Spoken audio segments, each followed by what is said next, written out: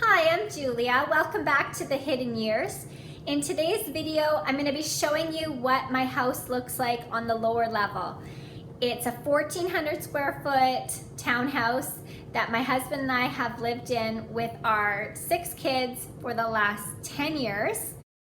You heard that right. Yes, we have had 6 babies in the last 10 years join us in our 1,400 square foot 3-bed, 3-bath townhouse. But somehow we make it all work. We've grown a lot since moving in here, and we still love our townhouse. We still think it works fine for us right now while the kids are small. I love that I can see everything on the main floor easily. I think that works very well for supervision.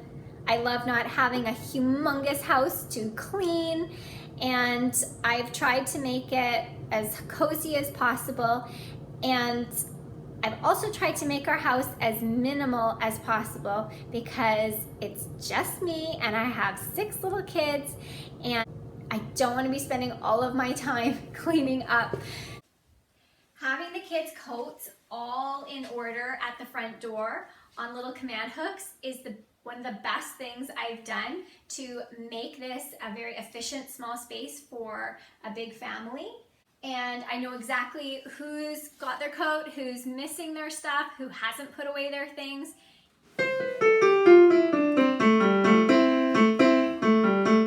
Entryway, I change out the coats and boots and shoes seasonally in here, but it's a very a small space, but it works. So up top I have backpacks, and I've got my dad to build along the side. There's a little niche here. So he built about 6 shelves, which I keep extra toiletries like Kleenex and cleaning products. And then going down, there's in this bin here, this is all, sorry, it's so dark, but these are sweatshirts for the kids in a bin and a couple little baby shoes there. And then at the bottom, I keep the toaster oven down there because it's awkward and we only use it a couple times a week. The vacuum, I love my new vacuum. And then behind the vacuum is the church bag, which I can pull out later, but that'll be another video. I have the kids' boots in a big Rubbermaid bin on the bottom, which I can pull out, the broom, the vacuum, and then these are the raincoats all folded up, and my carrier in this hanging thing. And then Jesse and I have our coats hanging in here. So if with our coats in here, and then the main kids' coats for the season here, that makes it pretty easy for organization and getting our family out the door. I keep the rest of the kids' shoes, like their church shoes and their runners, in boxes in the garage, which is just inside the door here. So our garage will be featured later in another video, and I'll show you where I keep all of the kids' extra belongings. Turning our attention now from the front entry to the living room. This is our biggest main living area in the house. So we hang out here. This is where homeschooling happens, especially for my older children, where we play music and watch TV. This unit came from my father. He was moving out of another house and he gave us this unit, which I was happy to have, but it was a little overwhelming to receive such a big piece of furniture. But it's serving its purpose as our homeschool organizer / desk really well. In the side compartments, we have each child has a little cubby with their homeschooling materials in it. Gemma, Pia, Philip. Rose has her books up here. I have poetry books, Bible, Catholic, like saints stories, coloring books here. And then our music books are there. And then this side houses DVDs, some of Jesse's books, and in the bottom we have the printer, which I was really happy can just fit right in there because I had a problem with our upstairs desk area having too many, the printer and all the towers out in the open. So this I thought was a lot better. Jessie built the desk to fit nicely right inside. This original unit had a dresser right inside that we are using in the other room as a buffet, and that works well there, but I just thought it would be too much wood if we had the pieces together, and we were able to use an existing desktop from our upstairs that we chopped up to make way for this. And our future plans upstairs include building our own chapel, so that space was going to be taken apart anyway, and this was a good way to recycle it, and it all matched. So I'm thinking I might paint this eventually white. I love the look of painted furniture, and I think it might fade away a little bit nicer. We have to have it set up as a homeschooling area with the children's materials. So it's always going to have a busy feeling to it, but as much as I can make it look nice because it's in the center of the house and it's our living room too, I'm trying to do that.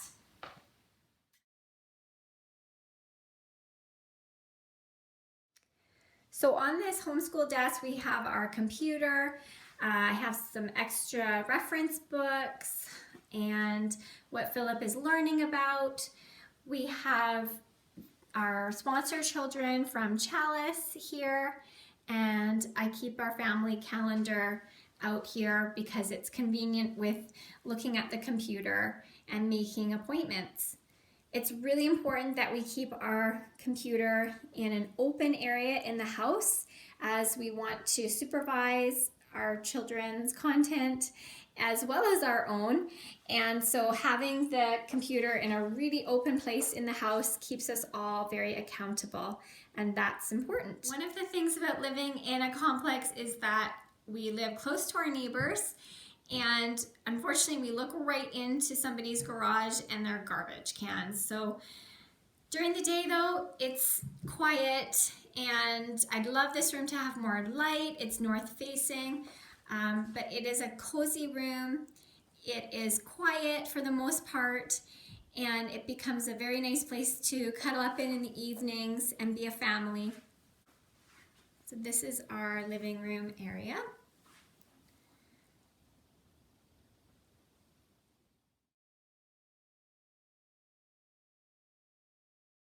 So our stairs going upstairs have a little landing there, and I have invented our box system for the children's clothing, which works really, really well, and I'll explain that more in another video. Our main floor bathroom might not be big, but it definitely serves its purpose. It's right inside when you come in from outside the front door or garage, and it has a sink, toilet, and little potty, so that's all we need. In the main floor two-piece bath, I just keep my makeup bag, the kids' hair bag, hand towels, toilet paper, nothing big. Then we have our little oratory in the dining room with the nicest Play-Doh homeschool craft board game cabinet we've ever seen, and stickers, prayer books, that sort of thing.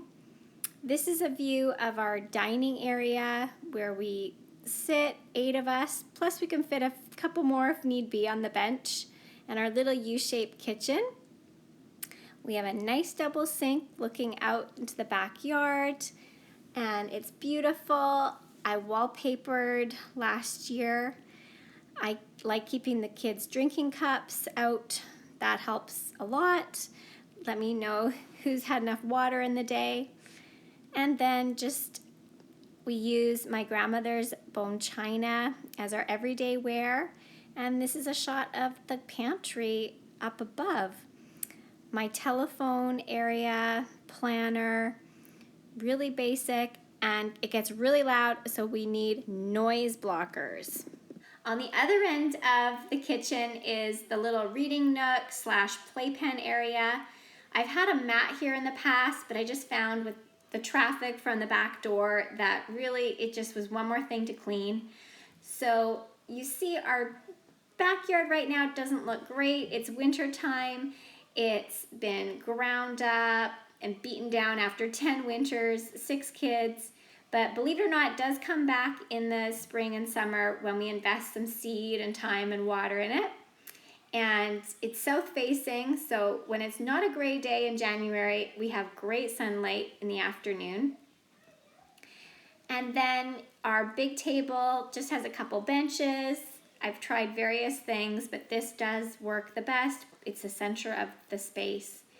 And I think our kitchen area functions very well. The baby gate keeps little people away from the stove.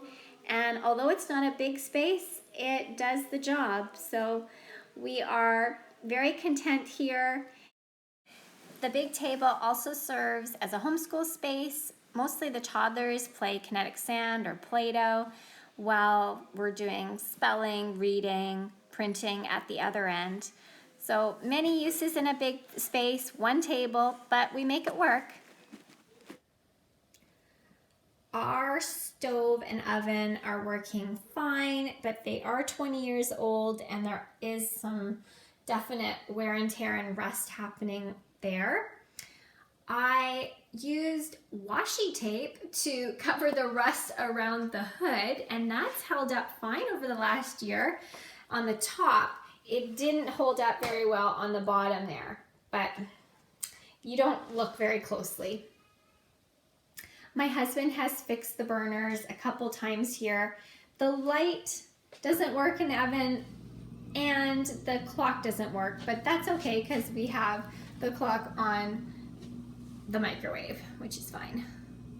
Then I keep on top of the fridge dishes from people that have given us meals so I can quickly return them.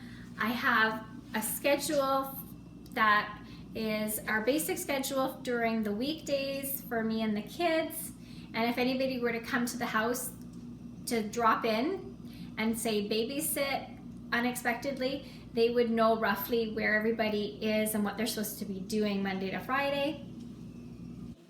Corner cabinets I loathe, but I've turned one into our pantry. The other one has big appliances, and under our stove we have 4 pots and pans.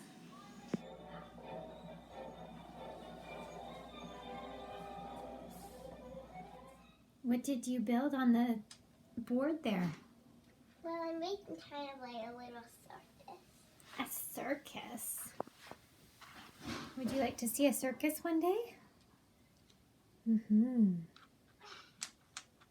You are always good at lining things up and organizing.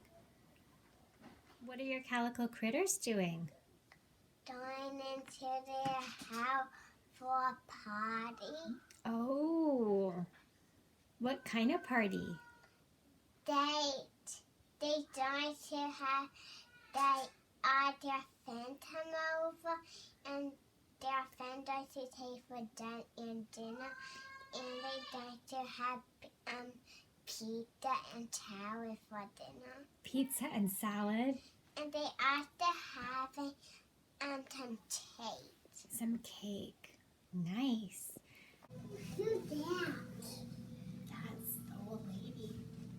Although I cannot see him, I still can. What I like most about this house is that it has a chimney, and that's pretty cool. Light cannot go through solid objects, but can light go through glass? Yes. Light can go through glass. Yes. Thank you for watching to the end of this video of the Hidden Years. Stay tuned for next week where I'm going to be touring my upper level. Thank you for your support. If you'd like to see more videos of big family, minimal Catholic living, please subscribe to the Hidden Years. Thank you so much. God bless.